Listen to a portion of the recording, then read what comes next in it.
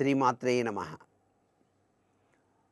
రుణాలతో అప్పుల బాధలతో సతమతమయ్యేటువంటి మానవులను చక్కగా ఉద్ధరింపజేయటానికి రుణ విమోచక గణపతి అని చెప్పేసి మనకు శాస్త్రాల్లో చెప్పారు. ఈ యొక్క రుణ విమోచన గణపతి ధ్యానం గనక చేసినట్లయితే మానవుల్లో జిజ్ఞాసా తత్పరత పెరిగి తాను చేసినటువంటి అప్పుల నుంచి బయలుపడటానికి వినూత్నమైనటువంటి చక్కటి ఆలోచన సరళిని స్వామివారు ప్రసాదిస్తాడు.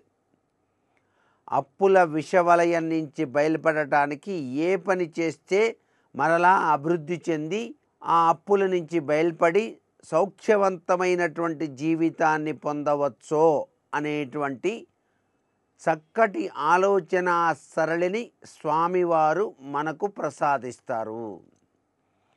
ఈ మానవ జీవిత ఆరాట పోరాట వ్యవస్థలో ఆర్థిక ఇబ్బందులు అనేవి మనిషిని కుంగతీస్తాయి. కాబట్టి ఆర్థిక బలం ఉన్న చోట మిగతా బలాలన్నీ కూడా అవంతటా అవే వచ్చి చేరతాయి. కాబట్టి ఆర్థిక బల సంపన్నత కలిగించడానికి రుణాల విషవలయం నుంచి బయలుపడటానికి ఈ రుణ విమోచక గణపతి సహకరిస్తాడు.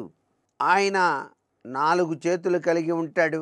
తెల్ల రంగుతో స్వామివారు సాక్షాత్కరిస్తూ ఉంటాడు సహజసిద్ధంగా ఈ రుణ విమోచక గణపతి.